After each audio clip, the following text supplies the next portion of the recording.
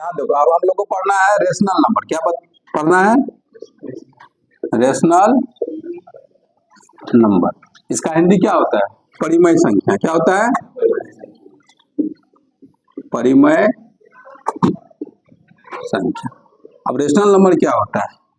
जो संख्या p बटे q के रूप में लिखल है। क्या किस में लिखल है? या बहुत बुक में a बटे b के रूप में लिखा रहे।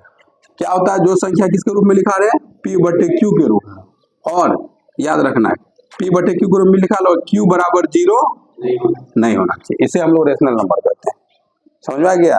दो number which written in the form of p by q is called rational number where q not equal to 0। समझ में आ गया डिफिनेशन? अब इसका एग्जांपल बताते हैं। जैसे 22 बटे 7 बहुत सारा ऑब्जेक्टिव में रहता है, एमसीक्यू में। ठीक है, देखो p है, ऊपर वाला p, नीचे वाला q, p बटे q फॉर्म में रहता है। ये क्या हो गया? Rational number. अब बहुत सारा एग्जांपल देंगे, देखो डाउट क्लियर होगा। इस रेशनल नंबर ऐसा तो लोग कभी भी आएगा एक नंबर, यहाँ तो लोग पहचान लोगे कि रेशनल नंबर कौन है, परिमेय संख्या कौन है। अब बताओ जीरो। बहुत लड़का बोलेगा जीरो क्या है सर? जीरो भी रेशनल नंबर। पूछो कैसे, आप समझा देते। एक लिख दिए, p बराबर 0, q बराबर, तो ये भी क्या हो गया? रेशनल नंबर हो गया। समझ में आ गया बात? कोई दिक्कत? अब अगला देखो, हम 5 बटे 0 लिख देंगे तो नहीं होगा। क्यों हुआ? क्योंकि p बराबर तो 5 हो गया, q बराबर 0। हमको क्या बताया? q बराबर 0 नहीं होना चाहिए, तो ये मेरा क्या हो गया? रेशनल नंबर नहीं हो गया। समझ में आ रहा बात? अब जब मतलब रेशनल नंबर क्या होता है, अब कभी कभी तो लोग एग्जांपल में ये भी दे देगा, सिर्फ 5 भी परिमेय संख्या है। कैसे? कुछ नहीं, नीचे में हम 1 लिख सकते हैं ना, तो p बराबर 5, q बराबर 1। समझ में आ गया? कोई सिंगल संख्या भी रहेगा तो वो भी जरूरी नहीं कि बटे में रहे तो ही होगा रेशनल नंबर। समझ में आ रहा है?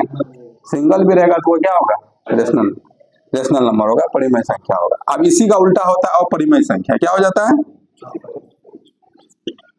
अपरिमेय संख्या। ठीक है, जिसको इंग्लिश में क्या बोलते हैं? इरेशनल नंबर बोलते हैं। तो इसका एग्जांपल क्या हो जाएगा? इसका डेफिनेशन क्या? जो संख्या p बटे q रूप में नहीं लिखा, तो ये ज्यादा तो तुमको रूट वाला हो गया। क्या हो गया? जैसे √3, √5, ये सब संख्या क्या हो गया? अपरिमेय संख्या हो गया, इरेशनल नंबर हो गया। और एक चीज, जैसे मान लो तुमको दे दिए 0.12, फिर 0, फिर कोमा, फिर मान लो दे दिए 0. या ऐसे दे देंगे 112, फिर 112, ये भी मेरा अपरिमेय संख्या होगा। समझ में आ रहा है ना? इस टाइप का अगर एग्जाम में रहेगा, किसमें टिक लगाओगे? अपरिमेय संख्या में टिक लगाएंगे। डाउट क्लियर हो गया? अब इससे तुमको बहुत सारा क्वेश्चन आएगा एग्जाम में कि निम्न में से कौन परिमेय संख्या है, कौन अपरिमेय संख्या है। जैसे मान लो ऐसे दे देगा 3 + √5 + 6 - √5। अब तो लोग सोचोगे ये कौन संख्या है, परिमेय है कि अपरिमेय है? किसमें टिक लगाओगे? तो इसको टिक लगा सॉल्व कर लेंगे। ये √5 प्लस में है, ये √5 माइनस में, तो इस 6 और 3 कितना होगा? 9। 9 कौन संख्या? परिमेय का अपरिमेय? क्या अब फंसेगा इसमें? किसमें टिक लगाएगा? परिमेय संख्या में। डाउट क्लियर हो रहा है रेशनल नंबर का? फिक्स है, तुमको 3 या 2 क्वेश्चन रहेगा ही रहेगा कि कौन निम्न में से कौन परिमेय है, कौन अपरिमेय है। अब अपरिमेय वाला ऐसा देख लिया, ये भी होगा। ठीक है, कभी कभी एक डाउट और रहता है, ये पाई मेरा क्या है? पाई परिमेय है कि अपरिमेय है? अपरिमेय है। पाई क्या है? ये अपरिमेय है। क्यों है? क्योंकि इसका मान फिक्स नहीं है। क्या कितना होता है? 3.14। इसके आगे भी कुछ होता है, लेकिन हम लोग पॉइंट के बाद ज्यादातर 2 ही संख्या लेते हैं। तो फिक्स हुआ वैल्यू, फिर वही 22 बटे 7 ये इसका वैल्यू है। 22 बटे 7 ये मेरा क्या हो जाता है? परिमेय संख्या है। अब तो 7 से 22 में भागा दोगे तो बहुत सारा आएगा, तो इसलिए उसका शॉर्ट फॉर्म में इतना लिख देते हैं हम लोग। ठीक है, जैसे तुम लोग बहुत सारा क्वेश्चन पर आया जहाँ पाई का मान रहेगा नहीं रहेगा, ये डालना है। जहाँ पे पाई का मान रहेगा तो ये वाला डालना है ना? तो 22 बटे 7 परिमेय संख्या, सिर्फ पाई जो पूछेंगे तो क्या होगा?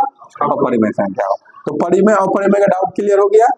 कोई भी क्वेश्चन आएगा उसको क्या करना है? बनाना है। ये वाला आएगा, ज्यादातर ये वाला आएगा, छोड़ना नहीं है। समझ में आ गया? कभी जीरो कौन सा जीरो है? कौन नंबर है? परिमेय संख्या। समझ में आ गया? बस यहीं तक आज, ठीक है।